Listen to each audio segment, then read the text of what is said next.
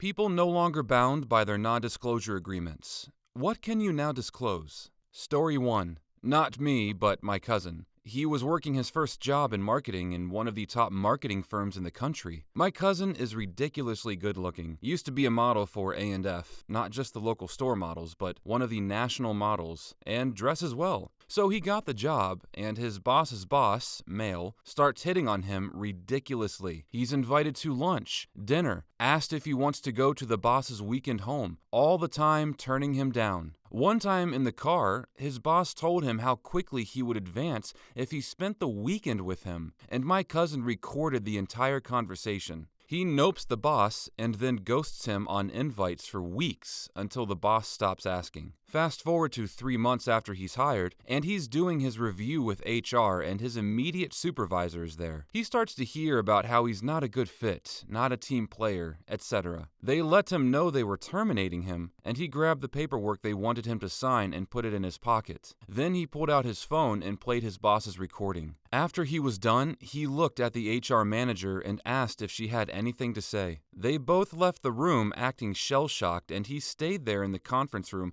until the HR manager came back an hour later. She put her boss on the conference line, and they started telling him it was illegal to record private conversations, that they would file charges, etc. He laughed and told them he would go to the press, and that he knows they would love to put him on TV. 3 days later, he is signing a non-disclosure and picking up a check almost big enough to pay for his 3 years of law school. For anyone wondering, no, the guy who harassed him was not fired, and he has since been promoted again by the company. He was a very smart cookie. Most are too unsuspecting when targeted by these creeps. Nothing better than HR to come to the rescue of sexual predators and institutions. Congrats, HR. Do they have any other purpose, I wonder? And of course, the harasser has been promoted. Seen this so many times at so many institutions. Regretfully, many universities where the victims aren't employees but young students. Senior management protects the reputations of colleagues and themselves, above and beyond anything else. Story 2. My best friend worked at a roadside attraction near Chattanooga, Tennessee, called Ruby Falls. There's something else called Ruby Falls elsewhere in the country. It's supposedly a waterfall inside a cave. Of course, the trail to the cave is redone with all sorts of rock brought in from around the world. I think they've owned up to that part now. But the waterfall itself is barely a trickle naturally, and then only in the wetter season. They've run a pipe up there to supplement the falls, hidden by cracks and crevices and cemented over, and powered by a pump off to the side, which you can't hear when the water is splashing down from 100 feet overhead.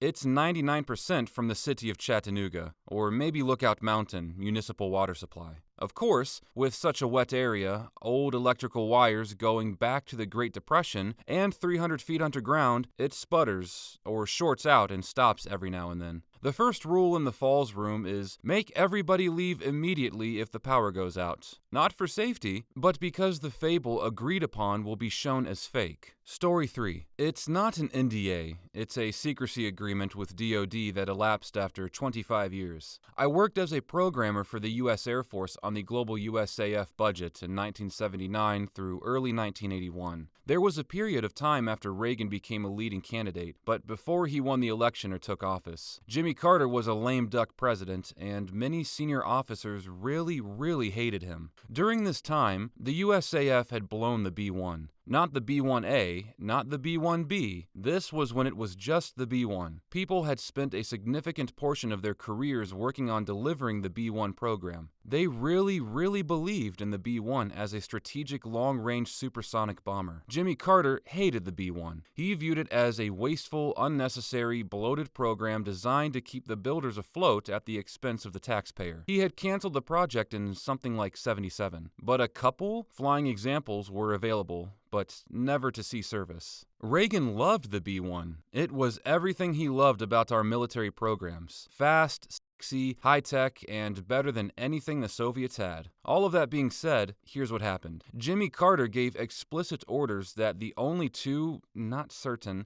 B-1s currently flying was broken up into parts. The program completely canceled. The engineering materials were archived at the Pentagon, and all funding ended. He He wanted direct evidence sent to him that this had happened in the form of pictures of the broken up aircraft. Ronald Reagan was informed of this order by sources in our organization. Reagan let it be known that Carter's order was absolutely not to be followed under any circumstances. Now, where do I come in? I was just this guy working on the AF budget. It was a top secret clearance, mainly because any analyst could correlate money to named projects, both globally and on bases. So one day, I am going over daily reports, and I see this massive new expenditure for, I think, Wright-Patterson. It's not in the approved project list. It's not in the unapproved project list. So clearly, it has not gone up to Congress. Yet the money is actually in the dispersal. So I go to my boss and I point it out. It doesn't belong there, so obviously it's a mistake. He agrees, and we reverse it. A couple of days later, all hell breaks loose when a general officer I had never seen before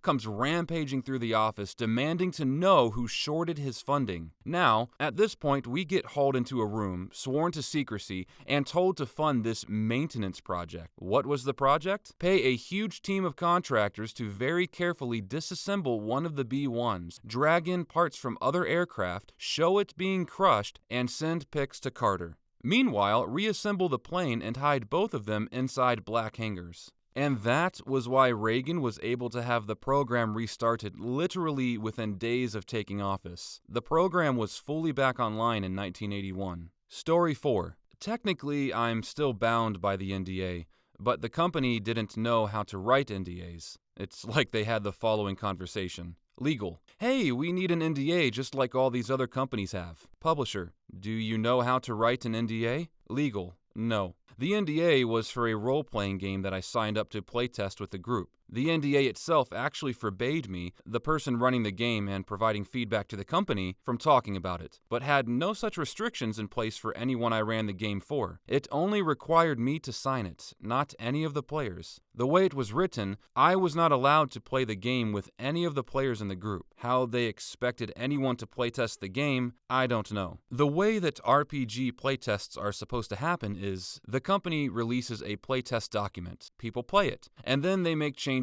for another round of playtesting. What actually happened is the company changed the core resolution mechanic of the game in the middle of the first round of testing, in the middle of a long message forum thread, based on the feedback of people who were openly admitting they only read the rules and hadn't actually played the game. One of the people who stated they hadn't played the game also said he didn't have a group of players they were going to play it with. So they changed the game based on nothing but feedback from the people who hadn't tested anything. To top it off, after my group actually played the game and submitted feedback, we weren't invited back to the second round of playtesting. Also, we were left off the playtest credits. Story 5. That married grocery store manager in his late 40s was, indeed, having sex with that 17-year-old courtesy clerk in the compressor room. This was 15 plus years ago when I was a person in charge, and not yet a full assistant store manager. Our store in the back room had a couple of rooms upstairs, a large room that housed all of our electrical breakers and backup generators, and a room that housed all of our compressors that kept our freezers and coolers running.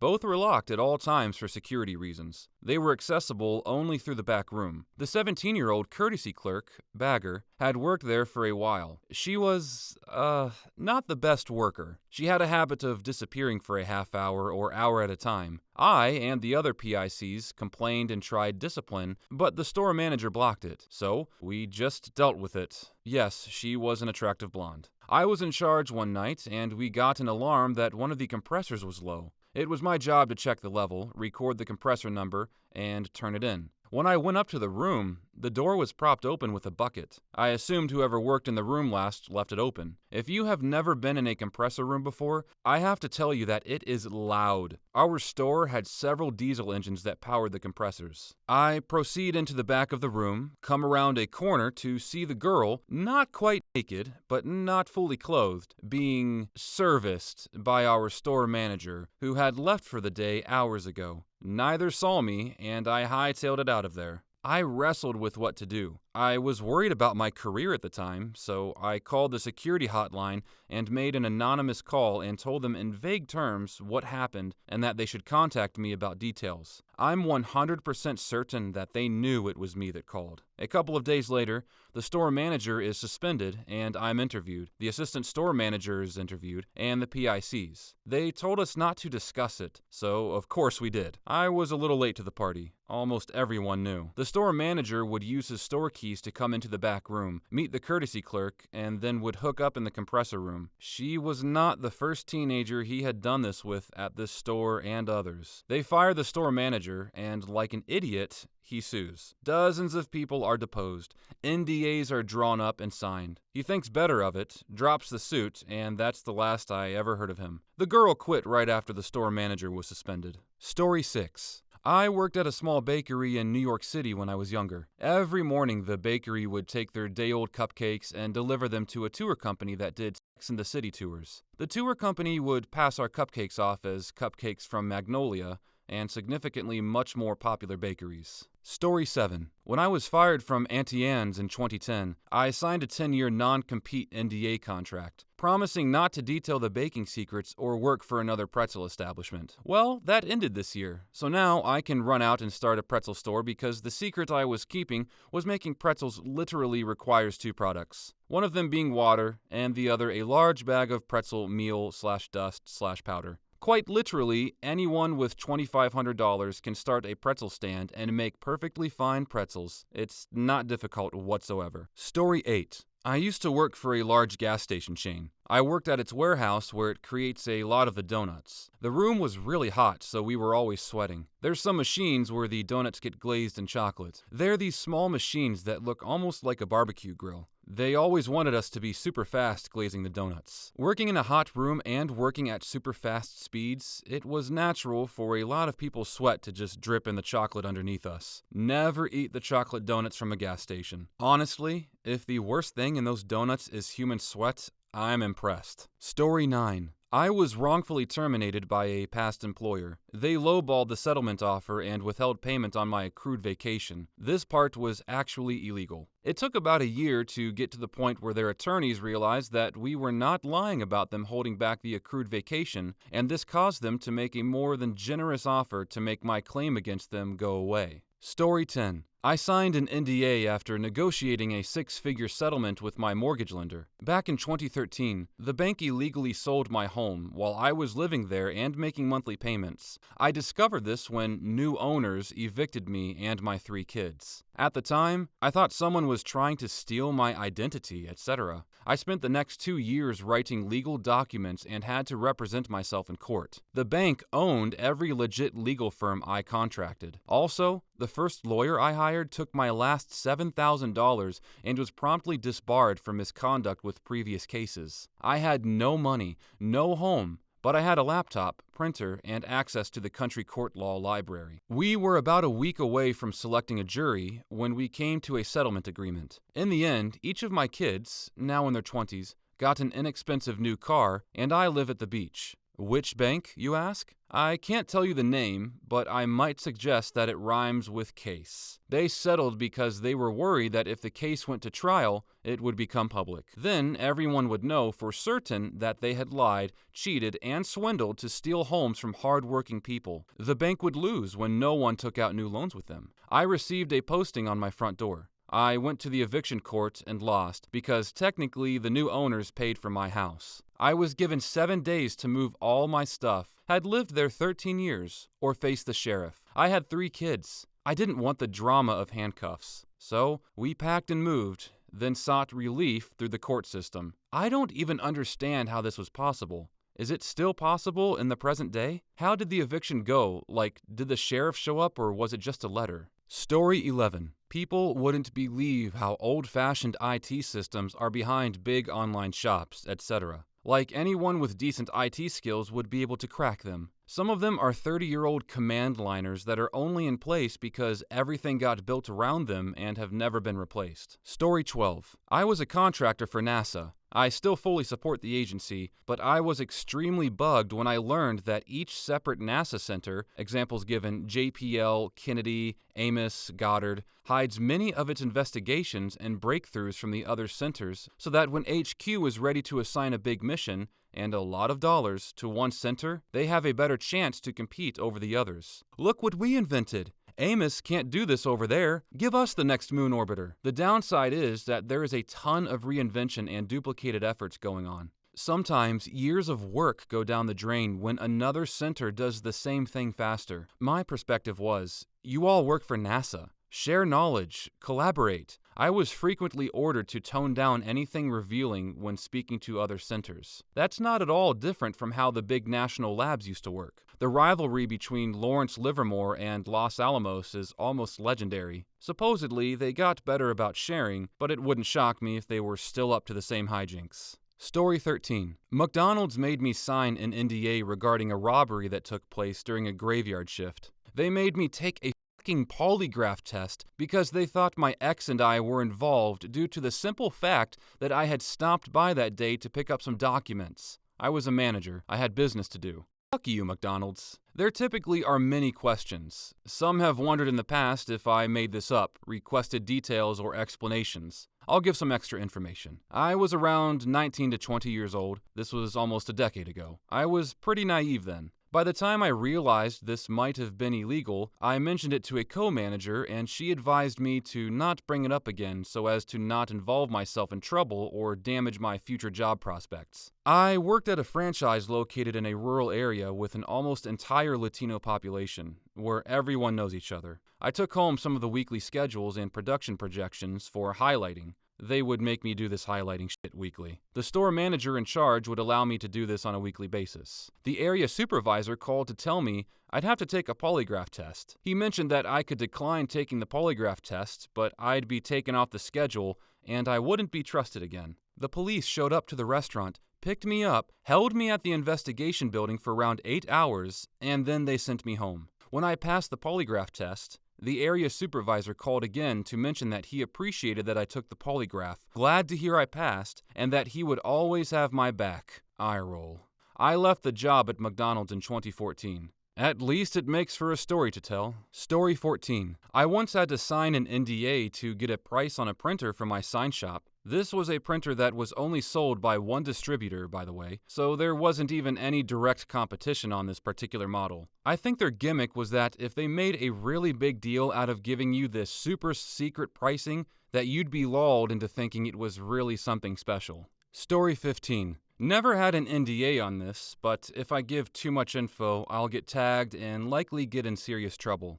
BCBS had a severe security breach back in 2007. If you were with them in a certain area of the country and ever called them, the number for help on your account, all of your personal info was caught by a third party. Every caller, every piece of data. They never disclosed this breach. That's really common. Companies do their absolute best to stop word getting out that they were hacked. There's serious consequences to it. I listen to various cyber podcasts and stories like this come up as a matter of fact all the time. Story 16.